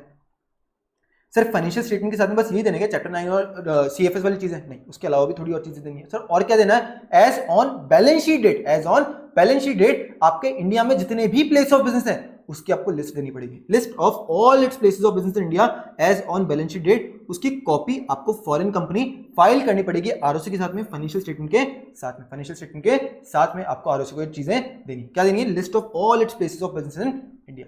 अभी सर एक चीज यहाँ पे एग्जाम्पल लेते हैं, फॉर्म नंबर आपको ध्यान रखने की रिक्वायरमेंट नहीं है। अभी समझो यहां पे जो टेस्ला आईएनसी है वो अपने FY 25-26 के लिए यहां पे 30th ऑफ सितंबर 2026 को यहां पे फाइल करिए अपने एफएस सीएफएस चैप्टर नंबर 9 वाले डॉक्यूमेंट और list of all places of उसके list of all places of business in India. अब यहां पे किस दिन का यहां पे list of all places of business in India देना है? यानी 31st ऑफ मार्च 2026 को तो यहां पे टेस्ला आईएनसी की 12 ब्रांचेस है और 30th ऑफ सितंबर को 20 ब्रांचेस हैं। अब आप मेरे को बताओ कि यहाँ पे जो 30th सितंबर को यहाँ पे मैं list of all places of business in India दे रहा हूँ उसमें को 12 ब्रांचेस के बारे में बताना है या फिर 20 ब्रांचेस के बारे में? सर 12 ब्रांचेस के बारे में बताना है, यानी as on balance sheet date, as on balance sheet date. अब सर उसके बाद में फॉरेन कंपनी आप अटैच कर देना ये वाले डॉक्यूमेंट भी फाइनेंशियल स्टेटमेंट के साथ में। सर क्या क्या document? Statement of related party transaction, उसके अलावा statement of related party transaction, उसके अलावा statement of repatriation of profit and statement of transfer of fund. Sir ये रिपैट्रिएशन ऑफ प्रॉफिट क्या होता है? रिलेटेड पार्टी ट्रांजैक्शन तो कोई समझ में आ गया, यानी रिलेटेड पार्टी के साथ कोई ट्रांजैक्शन करा होगा इस ब्रांच ने और उस केस में उसका यहाँ पे डिटेल्स देना, उसका डिटेल्स बना के स्टेटमेंट देना, तो ये हो गया statement of related party transaction. तो सर रिपैट्रिएशन ऑफ प्रॉफिट क्या? अभी सर समझो ब्रांच को यहाँ पे प्रॉफिट हुआ, अब ब्रांच क्या कर रहा है? उसकी यहाँ पे टेस्ला आईएनसी यूएस वाली उसको प्रॉफिट पहुंचा रहा है, किसी भी तरीके से प्रॉफिट पहुंचा रहे हो तो उसका एक स्टेटमेंट देना, उसकी डिटेल्स देना और उस डिटेल्स को लिख के वो statement of repatriation of profit भी आप फाइनेंशियल स्टेटमेंट के साथ में फाइल करो। अब सर ये statement of transfer of funds क्या है? अभी समझो यहाँ पे जो ब्रांच है उसके पास पैसा है, उसने यहाँ पे लोन की तरह या फिर किसी भी तरह अगर आपने इंडिया के बाहर आपका पैसा पहुंचाया है तो उस केस में उसका स्टेटमेंट आपको देना पड़ेगा। Statement of transfer of funds भी आपको यहाँ पे फाइनेंशियल स्टेटमेंट के साथ में देना पड़ेगा। अभी सर यहाँ पे एक चीज समझो कि अगर कोई फॉरेन कंपनी है, फॉरेन कंपनी कब होती है? जब प्लेस ऑफ बिजनेस और बिजनेस एक्टिविटी है, उसका बिजनेस एक्टिविटी है, वो जो प्लेस ऑफ बिजनेस है ना केवल एक ब्रांच है, अगर वो एक ब्रांच आप सीज कर जाते हो यानी इसको बंद कर देते हो तो उस केस में आपको नोटिस देना आरओसी को। सर किस आरओसी को देना है? हमने ऑलरेडी देखा रजिस्ट्रेशन डॉक्यूमेंट्स के अलावा आपको सारे डॉक्यूमेंट्स किसको देने हैं? यहाँ पे आरओसी न्यू दिल्ली को। तो आप आरओसी न्यू दिल्ली के साथ में ये नोटिस फाइल करोगे। सर इस नोटिस में क्या बताना है कि यहाँ पे आप प्लेस ऑफ बिजनेस सीज कर रहे हो, तो जिस दिन भी आपने वो नोटिस दे दिया, जिस दिन भी आपने वो नोटिस दे दिया, ऑब्लिगेशन यहाँ पे किसके पास जाएगी? आपकी जो ऑब्लिगेशन है कि कोई भी डॉक्यूमेंट आरओसी के साथ में फाइल करने की, वो भी खत्म हो जाएगी, प्रोवाइडेड आपका कोई और प्लेस ऑफ बिजनेस इंडिया में नहीं। यहाँ पे क्या बोला? अगर फॉरेन कंपनी आपका जो प्लेस ऑफ बिजनेस अगर आप वो बंद करे हो और वो एक ही प्लेस ऑफ बिजनेस था या फिर जितने भी प्लेस ऑफ बिजनेस है सारे एक साथ बंद करो, तो उस केस में आपको नोटिस देना आरओसी को, आपको आरओसी को नोटिस देना पड़ेगा। और उस केस में कंपनी आपकी जो ऑब्लिगेशन है डिलीवर करने की कोई भी डॉक्यूमेंट आरओसी को वो सीज कर जाएगी। और सर कौन से आरओसी को नोटिस देंगे हम ये देंगे आरओसी न्यू दिल्ली को, आरओसी न्यू दिल्ली को। और सर आरओसी न्यू दिल्ली को कितने दिन में देना है वो भी बता सकते हो क्या? सर क्योंकि यहाँ पे जो ऑफिस है अगर वो प्रिंसिपल ऑफिस होगा, क्योंकि अगर एक ही ऑफिस है तो वो प्रिंसिपल ऑफिस होगा, प्रिंसिपल ऑफिस है तो उसके में आपने रजिस्ट्रेशन डॉक्यूमेंट्स बताया होगा, तो उसके बाद में ऑल्ट्रेशन हो रहा है अगर आप सीज कर रहे हो तो उस केस में आपको आरओसी को विद इन 30 डेज बताना पड़ेगा, आरओसी न्यू दिल्ली को। बट यहाँ पे आपको साथ में नंबर ऑफ डेज और आरओसी न्यू दिल्ली लिखने की रिक्वायरमेंट नहीं है, मैं जस्ट आपकी कंसेप्चुअल क्लैरिटी के लिए बताया। अब सर उसके बाद में यहाँ पे बोला कि फॉरेन कंपनी आपने आपके इंडिया वाले अकाउंट बनाए यानी इंडियन बिजनेस ऑपरेशंस के अकाउंट्स बनाए, तो उसका ऑडिट भी कराना है। सर कौन ऑडिट करेगा? जो यहाँ पे जनरली इंडियन कंपनी को ऑडिट करता है ना वही करेगा। कौन? प्रैक्टिसिंग सीए या फिर फर्म या फिर एलएलपी ऑफ प्रैक्टिसिंग सीएस। और उसके अलावा बोला कि चैप्टर 10 के जो प्रोविजंस हैं एज इट इज म्यूटेटेड यहाँ पे अप्लाई कर जाएंगे फॉरेन कंपनी के ऊपर। अब सर उसके बाद में यहाँ पे हम जितने भी प्रोविजंस पढ़ने वाले ना ये सारे provisions companies incorporated outside India के लिए। सर अभी तो कंपनी इनकॉर्पोरेटेड आउटसाइड इंडिया के लिए पढ़ रहे थे ना? नहीं, अभी तक हम पढ़ रहे थे फॉरेन कंपनी के लिए। फॉरेन कंपनी क्या है? कंपनी इनकॉर्पोरेटेड आउटसाइड इंडिया में भी ऐसी कंपनी इनकॉर्पोरेटेड आउटसाइड इंडिया जिसका इंडिया में प्लेस ऑफ बिजनेस है एंड उसके अलावा बिजनेस एक्टिविटी। अब हम किसके लिए पढ़ने वाले हैं? कोई भी यहाँ पे कंपनी इनकॉर्पोरेटेड आउटसाइड इंडिया हो, भले आप फॉरेन कंपनी हो नहीं हो, यानी आपका इंडिया में प्लेस ऑफ बिजनेस है नहीं है, फर्क नहीं पड़ रहा है, आपके ऊपर जो प्रोविजन पढ़ने वाले वो अप्लाई करेंगे अगर आप उस क्राइटेरिया में फॉल करें। और सर सेक्शन 387 हमने कहीं और पहले सुन चुके हैं क्या? बिल्कुल। अब जब हम देख रहे थे कि यहाँ पे बाकी सारी फॉरेन कंपनीज के ऊपर यानी जिनका less than 50% paid up share capital वो इंडिया वाले लोग होल्ड कर रहे हैं, तो उस केस में उसमें 380 से लेकर 386 एंड 391 393 अप्लाई करा था। अब 387 से 391 हम यहाँ पे देखने वाले हैं, तो आपको समझना है साथ साथ कि यहाँ पे उनके ऊपर भी इनडायरेक्टली अप्लाई करेगा, इनडायरेक्टली अप्लाई करेगा। अभी सर इसको स्टार्ट करने से पहले यहाँ पे भी समझो कोई कंपनी इनकॉर्पोरेटेड आउटसाइड इंडिया यानी आप भले टेस्ला आईएनसी बोलो या फिर आप बोलो यहाँ पे best buys INC. Best buys INC कौन सी थी? हमने सबसे पहला एग्जांपल लिया था ना कि उसका कोई भी प्लेस ऑफ बिजनेस नहीं है, तो बेस्ट बाइज आईएनसी हो गया या फिर टेस्ला आईएनसी हो गया, यानी in short company incorporated outside India. अगर इसको इंडिया से कोई पैसा रेज करना है, इंडिया से पैसा रेज करना है, किस तरीके से कर सकते हैं? या तो सिक्योरिटीज इशू कर दो, सिक्योरिटीज इशू करोगे तो प्रोस्पेक्टस इशू करना पड़ेगा। सर और कुछ तरीका है क्या? तो आपको याद है जीडीआर देखा था हमने चैप्टर नंबर 3 में, तो उसी तरीके से यहाँ पे आईडीआर जिसको हम क्या बोलते हैं इंडियन डिपॉजिटरी रिसिप्ट्स, तो आप आईडीआर के थ्रू चाहो तो वैसे पैसा रेज कर सकते हो या फिर अगर सिक्योरिटीज इशू करना चाहते हो तो प्रोस्पेक्टस इशू करना पड़ेगा। और ये दोनों चीजें हमने कहाँ देखी थी? प्रोस्पेक्टस और जीडीआर चैप्टर नंबर 3 में। तो अभी हम जितने भी प्रोविजन देखने वाले हैं ना सारे चैप्टर नंबर 3 से रिलेट करेंगे, तो अगर आपने चैप्टर 3 पढ़ा है तो आपको बाकी सारे प्रोविजन बिल्कुल आराम से समझ में आने वाले हैं। अभी सर यहाँ पे क्या बोला? Dating of prospectus and particulars to be content दे रहे हैं। आपको इससे कुछ याद आएगा कि जो प्रोस्पेक्टस यहाँ पे इंडियन कंपनी बना देती है, क्या उसमें सेक्शन नंबर 26 वाले मैटर्स लिखे जाते थे, यानी जो सीआईडी वाली चीजें हैं क्या वो लिखी जाती थी क्या?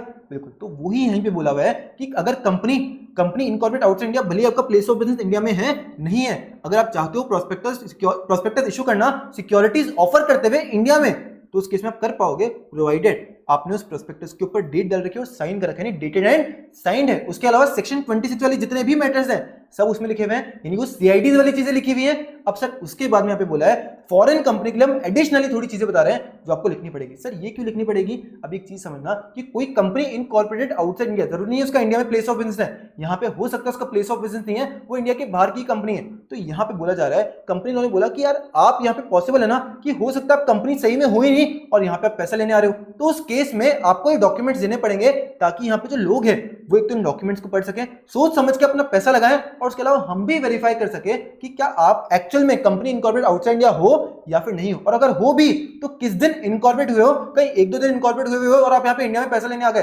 ये सारी चीजें यहाँ पे चेक करने के लिए ये सारी चीजें आपको प्रोस्पेक्टस में लिखनी पड़ेगी। यहाँ पे क्या बोला है? स्टेट करनी पड़ेगी।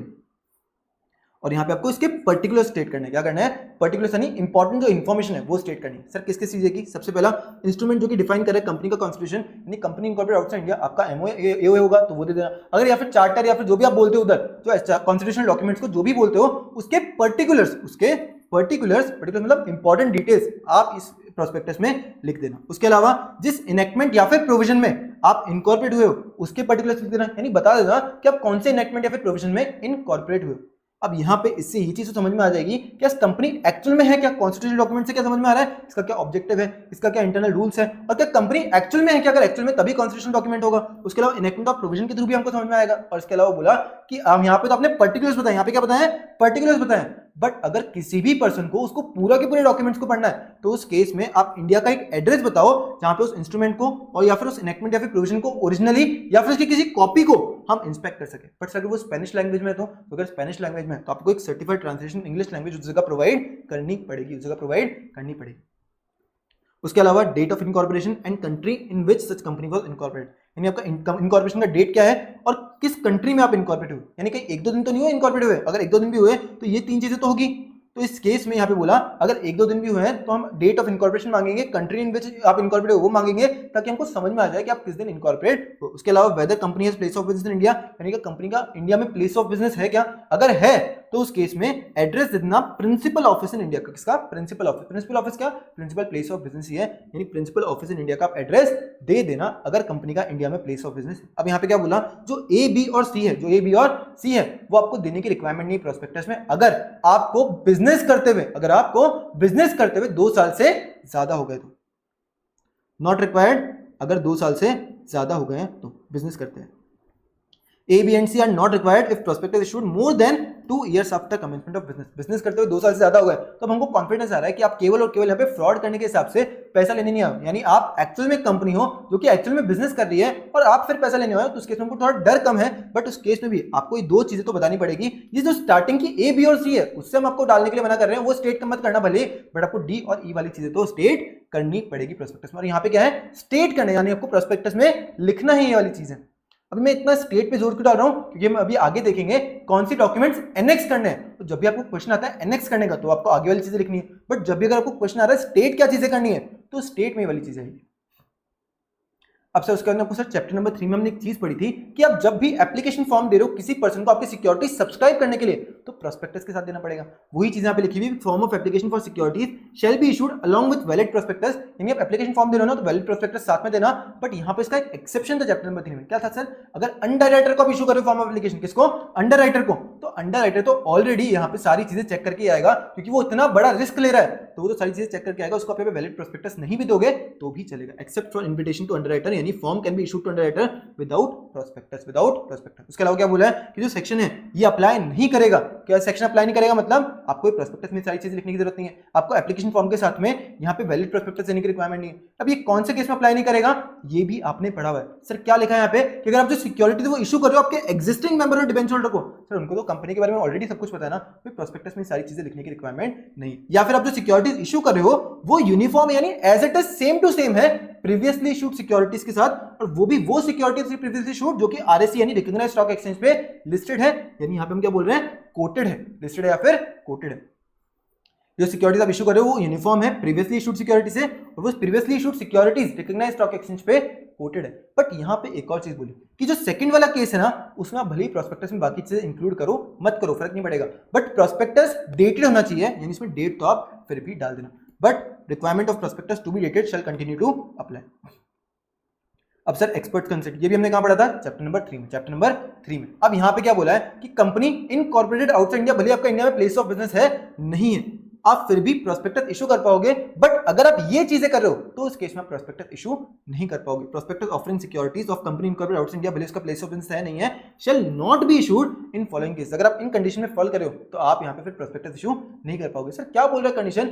यहां पे बोला है कि अगर प्रोस्पेक्टस में एक्सपर्ट स्टेटमेंट है, समझो जो टेस्ला आईएनसी ने या फिर जो यहां पे बेस्ट जो भी हमारी कंपनी थी वो उस कंपनी ने, बेस्ट बाय आईएनसी ने अगर यहाँ पे अपना प्रोस्पेक्टस इशू करा, उसमें अगर एक्सपर्ट स्टेटमेंट इंक्लूड करा है, बट उस एक्सपर्ट स्टेटमेंट के लिए सीए का जो एक्सपर्ट स्टेटमेंट है या फिर जो भी इंजीनियर का एक्सपर्ट स्टेटमेंट है, उस एक्सपर्ट स्टेटमेंट के लिए एक्सपर्ट ने कंसेंट ही नहीं दिया, तो अगर कंसेंट नहीं दिया और अपने एक्सपर्ट स्टेटमेंट इंक्लूड कर लिया तो आप प्रोस्पेक्टस इशू नहीं कर पाओगे। या फिर एक्सपर्ट ने कंसेंट दिया था बट रजिस्ट्रेशन से पहले उसने एक्सपर्ट कंसेंट विड्रॉ कर लिया, तो उस केस में भी आप प्रोस्पेक्टस इशू नहीं कर पाओगे। या फिर आपने एक्सपर्ट स्टेटमेंट इंक्लूड करा है बट प्रोस्पेक्टस में एक स्टेटमेंट इंक्लूड नहीं करा है ऐसा कि यहाँ पे जो एक्सपर्ट कंसेंट है ना वो आ गया है और एक्सपर्ट ने कंसेंट विड्रॉ नहीं करा है, तो ये चीज अगर आपने नहीं लिखी थी, उनमें से अगर एक भी कंडीशन में फॉल कर गए तो आप प्रोस्पेक्टस इशू नहीं कर पाओगे। Prospectus does not include statement that expert has given consent which he has not withdrawn.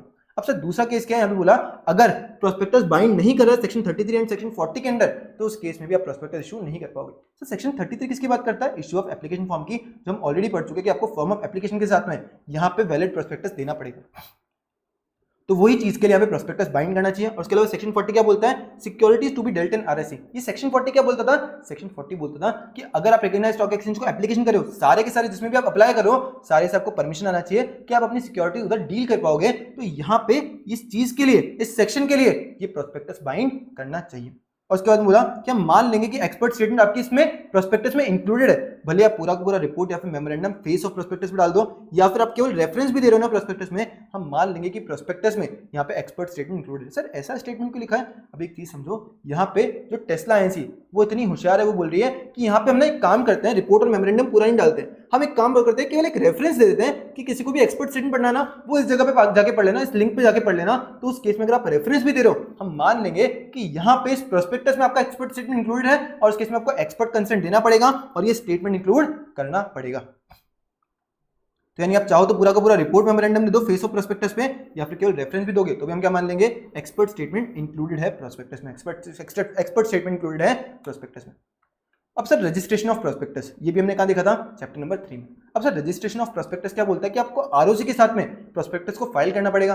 But sir जब हम इंडियन कंपनी के लिए देख रहे थे तो प्रोस्पेक्टस पे कौन साइन करता था? सारे के सारे डायरेक्टर्स साइन करते थे प्रोस्पेक्टस पे, या फिर उनका ऑथराइज्ड एजेंट साइन करता था। अब सर यहाँ पे क्या बोला हुआ है? यहाँ पे पॉसिबल है ना कि जो डायरेक्टर्स हैं, जो टेस्ला एजेंसी के या फिर जो बेस्ट बाय एजेंसी के डायरेक्टर्स हैं, वो इंडिया के बाहर ही हो, जरूरी थोड़ी इंडिया में डायरेक्टर्स हो। तो अगर वो इंडिया के बाहर ही हो तो उस केस में आपको बोला कि prospectus offering securities of company incorporated outside India, भले आपका प्लेस ऑफ बिजनेस इंडिया में है नहीं है, आप प्रोस्पेक्टस इंडिया में इशू कर पाओगे, सर्कुलेट कर पाओगे, डिस्ट्रीब्यूट कर पाओगे अगर आपने प्रोस्पेक्टस की कॉपी जिसको सर्टिफाई करा है chairperson and 2 directors of company. किसने?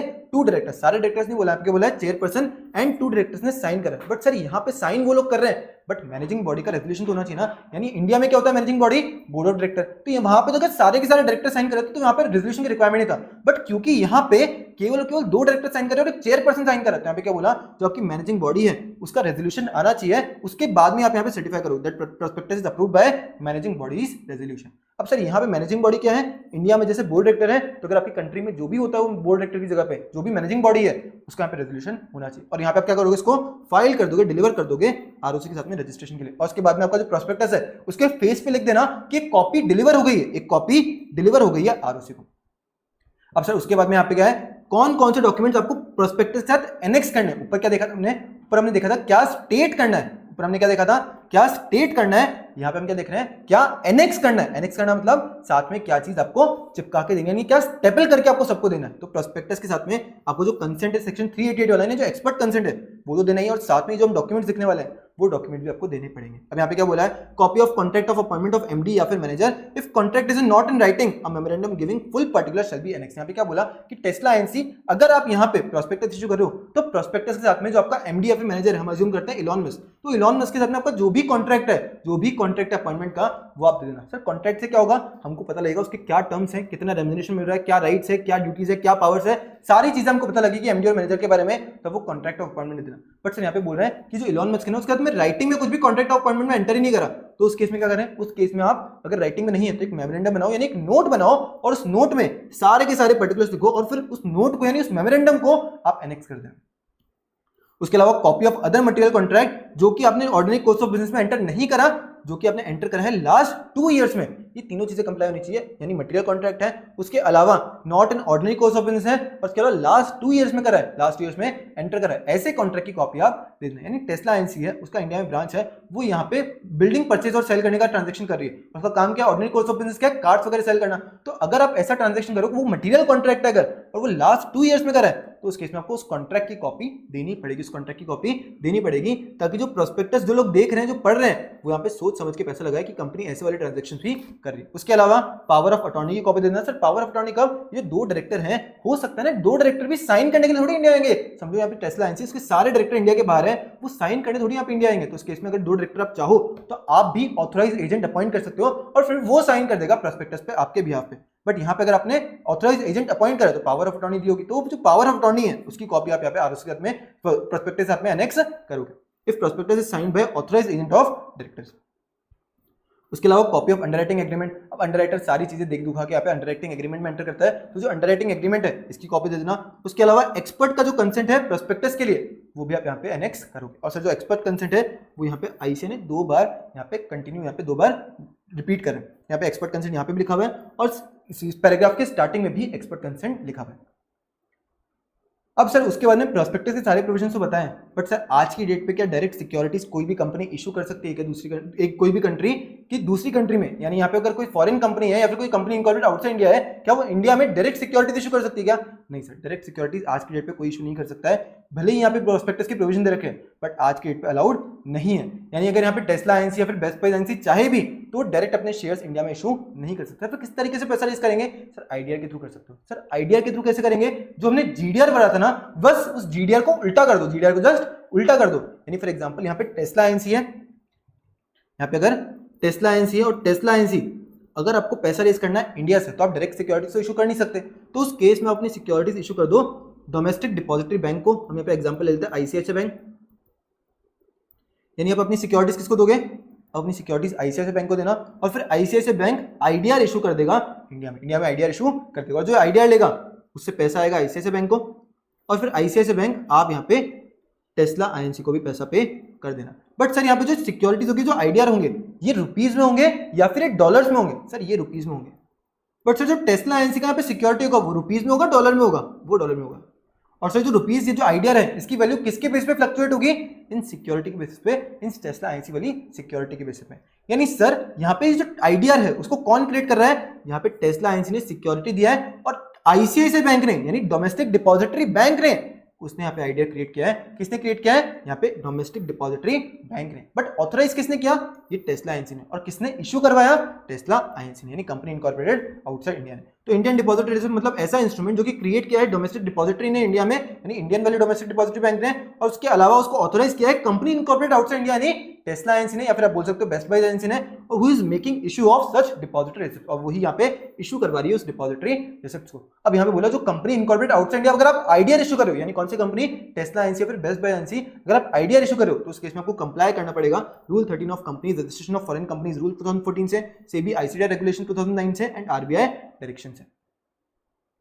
अब सर उसके बाद में वापस से चैप्टर 3 का यहाँ पे रेफरेंस है। चैप्टर 3 में सेक्शन 34 से 36 हमने पढ़ा था क्या? बिल्कुल सर, सेक्शन 34 से 36 पढ़ा था। 34 35 किसकी बात करता था? क्रिमिनल लायबिलिटी और सिविल लायबिलिटी की। 36 की बात करता था पनिशमेंट फॉर फ्रॉडलेंटली इंड्यूसिंग का, पनिशमेंट फॉर फ्रॉडलेंटली इंड्यूसिंग की। तो यहाँ पे सेक्शन 34 और 35 जो था, यानी क्रिमिनल लायबिलिटी और जो सिविल लायबिलिटी था, वो किसके अराउंड बात करता था? सेक्शन 34 35 यहाँ पे बोलता था कि अगर कंपनी अपने फ्रॉड करा है प्रोस्पेक्टस बनाते हुए, अगर अपने मिसस्टेटमेंट करा और वो फ्रॉडलेंटली है, तो उस केस में आपको हम लायबल कर देंगे क्रिमिनल लायबिलिटी में। और अगर आपने भले फ्रॉड के हिसाब से करा है, नहीं करा है, बट अगर किसी भी पर्सन को लॉस हुआ है तो सिविल लायबिलिटी लगेगा और आपको पैसा देना पड़ेगा, पैसा देना पड़ेगा। तो अगर सर ये कंपनी इनकॉर्पोरेटेड आउटसाइड इंडिया जो कि हमें प्रोस्पेक्टस इशू करी है, फिर आईडीआर लेके आ रही है, अगर उसने ऐसा करा तो उसके ऊपर भी हम यहाँ पे सेक्शन 34 से 36 लगा देंगे। Section 34 to 36 shall apply to issue of prospectus और issue of IDR by company incorporated outside India. उसके बाद में क्या बोला? अगर यहाँ पे समझो टेस्ला एनसी उसका इंडिया में प्लेस ऑफ बिजनेस है, उसका इंडिया में प्लेस ऑफ बिजनेस है, उसने सिक्योरिटी इशू करी, पैसा लिया, बट जब पैसा देने की बारी आई तो पैसा नहीं दे रहा, उसने मना कर दिया, तो उस केस में बोला है जो लोग हैं जिनको यहाँ पे पैसा लेना है और आप यहाँ पे पैसा दे नहीं रहे हो, तो वो लोग अगर चाहें तो चैप्टर 20 यानी वाइंडिंग अप में आपके खिलाफ एप्लीकेशन कर सकते हैं, और जो आपका इंडिया वाला ऑफिस है, इंडिया वाला जो ब्रांच है, उसको इस तरीके से बंद करा सकते हैं चैप्टर 20 में, जैसे कि आप एक इंडियन कंपनी, यानी जो आपका इंडिया का प्लेस ऑफ बिजनेस है उसको चैप्टर 20 यानी वाइंडिंग अप में हम बंद करा सकते हैं। चैप्टर 20 अप्लाई कर जाएगा, बट किसके लिए? केवल इंडियन प्लेस ऑफ बिजनेस के लिए। क्या सर यहाँ पे टेस्ला आईएनसी ने अगर पैसा पे नहीं करा तो क्या टेस्ला आईएनसी की जो यूएसए वाली कंपनी है उसको वाइंड अप करा सकते हैं क्या? नहीं सर, उसको वाइंड अप नहीं करा सकते हो। आप जो इंडिया वाला प्लेस ऑफ बिजनेस है उसको ही वाइंड अप करवा सकते हो।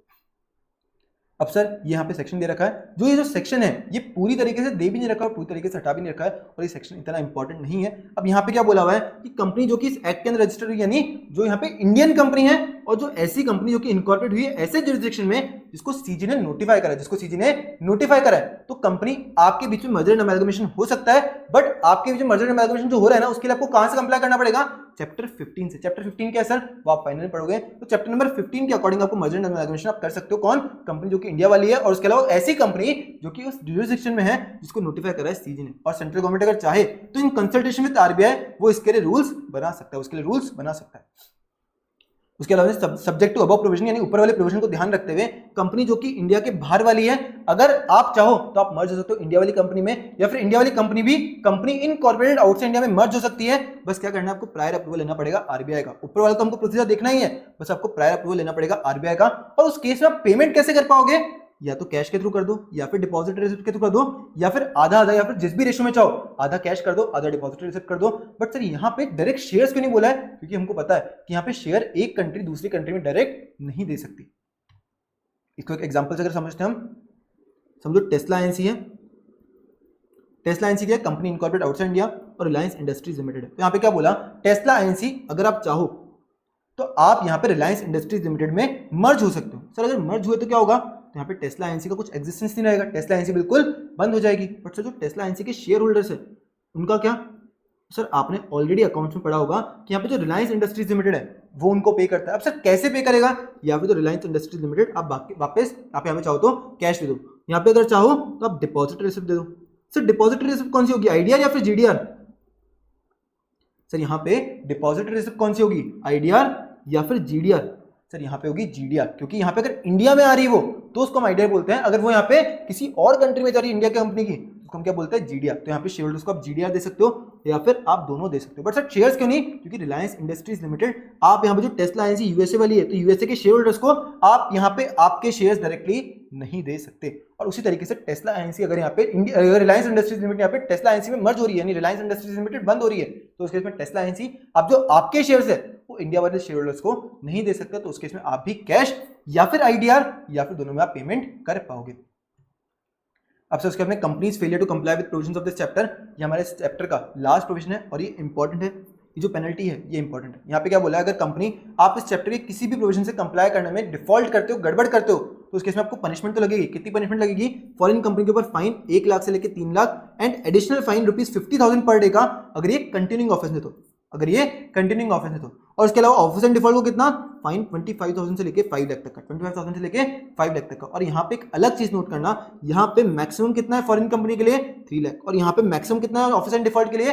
5 लाख, और यहाँ पे फॉरेन कंपनी का कितना है? 1 लाख, और यहाँ पे ऑफेंस एंड डिफॉल्ट के लिए कितना है? 25,000। तो ये जो चीज है मिनिमम वाला लिमिट वो तो ठीक है, क्योंकि यहाँ पे ऑफेंस एंड डिफॉल्ट का कंपनी से हमेशा कम होता है, बट जो मैक्सिमम लिमिट है क्या वो भी हमेशा कंपनी से कम होता है? बिल्कुल सर। बट क्या सर इस केस में कम है क्या? नहीं, इस केस में थोड़ा सा अलग है। तो यहाँ पे आपको ये जो लिमिट है ये ध्यान रखना है, जो यहाँ पे जो पेनल्टी है वो आपको ध्यान रखना है। अगर आपने कोई भी प्रोविजन से कॉन्ट्रावेंशन करा तो पेनल्टी तो लगी रहा है, साथ में इस कॉन्ट्रावेंशन का क्या इफेक्ट होगा वो हम डिस्कस करते हैं। अभी सर यहाँ पे एग्जांपल लेते हैं, कंपनी है टेस्ला आईएनसी। टेस्ला आईएनसी का इंडिया में ब्रांच है। अब सर यहाँ पे समझो जो टेस्ला आईएनसी है जो इसका ब्रांच है इसके लिए यहाँ पे किसी भी प्रोविजन से कंप्लाई नहीं करा, किसी भी एक प्रोविजन से कंप्लाई नहीं करा। अब सर इस ब्रांच ने ना मिस्टर रमन के साथ में एक कार का कॉन्ट्रैक्ट करा था, और उसके लिए मिस्टर रमन ने 1 करोड़ रुपए एडवांस दे रखे थे, 1 करोड़ रुपए एडवांस दे रखे थे ब्रांच को। अब इस केस में अगर यहां पे ब्रांच ने कोई प्रोविजन से कंप्लाई नहीं करा तो क्या ये बोल देगा कि ब्रांच आपके जितने भी कॉन्ट्रैक्ट है वो सब इनवैलिड कर रहे हैं। अगर कॉन्ट्रैक्ट इनवैलिड कर दी तो क्या होगा, यहाँ पे जो 1 करोड़ का एडवांस दे रखा है तो ब्रांच तो क्या बोलेगा, अच्छी बात है यार, मेरे तो बढ़िया ही है, 1 करोड़ का मेरे को एडवांस मिल गया। अब अगर वो कार मांगने आया रमन तो मैं क्या बोल दूंगा, कॉन्ट्रैक्ट इनवैलिड नहीं है, अब देखो कोई कार नहीं मिलनी है और 1 करोड़ का एडवांस वो यहाँ पे मेरे पास आ गया। तो उस केस में यहाँ पे कौन बेनिफिट लेगा, बेनिफिट यहाँ पे ब्रांच ले लेगा और यहाँ पे गड़बड़ किसके साथ हो जाएगी, मिस्टर रमन के साथ हो जाएगी। तो उस केस में बोला कि आपका जो कॉन्ट्रैक्ट का वैलिडिटी है वो तो अफेक्ट नहीं होगा, वो तो अफेक्ट नहीं होगा, यानी कॉन्ट्रैक्ट तो वैलिड रहेगा। अब इसे दूसरा केस समझो, यहां पे ब्रांच ने 1 करोड़ रुपए लिया एडवांस, 1 करोड़ रुपए मिस्टर रमन से एडवांस दिए और यहां पे वो कार देने से मना कर रहा है, वो बोल रहा है भले कॉन्ट्रैक्ट वैलिड हो मैं तो कार नहीं दे रहा। तो क्या इस केस में मिस्टर रमन ब्रांच पे यानी फॉरेन कंपनी पे क्या केस कर पाएगा, क्या यानी क्या सू कर पाएगा क्या, बिल्कुल। यहाँ पे फॉरेन कंपनी आपकी लाइबिलिटी टू बी सूड, यानी आप सू हो सकते हो, उस लाइबिलिटी पे आपके कुछ भी अफेक्ट नहीं पड़ रहा है, यानी आप सू हो सकते हो। It shall not affect validity of contract, dealing or transaction entered by the company and its liability to be sued। यानी ना तो कॉन्ट्रैक्ट की वैलिडिटी, ना ही किसी डीलिंग की, ना ही किसी ट्रांजैक्शन की वैलिडिटी अफेक्ट होगी और ना ही आपकी liability to be sued affect होने वाली। बट सर अगर उसी केस में हम दूसरा समझे, यहाँ पे हम इसको जस्ट रिवर्स करते हैं, यानी टेस्ला आईएनसी है, उसका मुंबई में ब्रांच है, अब उसने ना यहाँ पे मिस्टर रमन को कार दे दी और यहां पे मिस्टर रमन से पैसा लेना बाकी है, मिस्टर रमन से 1 करोड़ रुपए ड्यू है। अब क्या यहां पे मिस्टर रमन अगर मना कर रहा है कि मैं पैसे नहीं दे रहा, तो क्या जो फॉरेन कंपनी है वो मिस्टर रमन पे केस कर पाएगी क्या, मिस्टर रमन को सू कर पाएगी क्या, यहां बोला नहीं, आपकी जो यहां पे राइट है सू करने की वो बिल्कुल अफेक्टेड है, आप वो राइट नहीं यूज कर पाओगे, यानी आप सू नहीं कर पाओगे। But company can not bring suit. Sir claim set of का मतलब, अब यहां पे समझो, यहां पे 1 करोड़ रुपए एडवांस था, 1 करोड़ रुपए एडवांस दे रखा था मिस्टर रमन ने ब्रांच को, यानी फॉरेन कंपनी को। अब हमें फॉरेन कंपनी बोल रही है कि मिस्टर रमन मेरे को भी ना आपसे 40 लाख रुपए लेना, तो क्या आप सेट ऑफ ले पाओगे या नहीं, आप सेट ऑफ नहीं ले पाओगे। 1 करोड़ का यहाँ पे रमन ने केस कर दिया तो केस है। उसके बाद में क्या यहाँ पे ब्रांच अगर चाहे तो क्या काउंटर क्लेम कर सकती है क्या, यानी अगर चाहे तो क्या 40 लाख रुपए के लिए क्लेम कर सकती है, या फिर क्या उसके अगेंस्ट डिफेमेशन केस कर सकती है, नहीं। इस केस में आप काउंटर क्लेम भी नहीं कर पाओगे, या फिर आप किसी भी तरीके से कोई भी लीगल प्रोसीडिंग इंस्टीट्यूट नहीं कर पाओगे। Claim set off make counter claim और institute legal proceeding for any contract dealing और ट्रांजेक्शन। बट सर कब तक, केवल तब तक जब तक आप उस जो आपका आपने कॉन्ट्रावेंशन करा है उस कॉन्ट्रावेंशन से कंप्लाई नहीं कर लेते ना, तब तक के लिए। एक बार आपने कॉन्ट्रावेंशन से कंप्लाई कर लिया, उसके बाद आप करो केस, उसके बाद आप करो सेट ऑफ, उसके बाद में करो काउंटर क्लेम, कोई भी प्रॉब्लम नहीं है। बट प्रॉब्लम कब तक है, जब तक आप यहाँ पे कंप्लाई नहीं कर रहे हो, until company complies with applicable provision. एक बार आपने प्रोविजन से कंप्लाई कर लिया उसके बाद में आप कर सकते हो केस वगैरह, कोई भी प्रॉब्लम नहीं। अब सर एक चीज समझना, यहाँ पे अगर टेस्ला आईएनसी है और टेस्ला आईएनसी ने इंडिया में ब्रांच खोला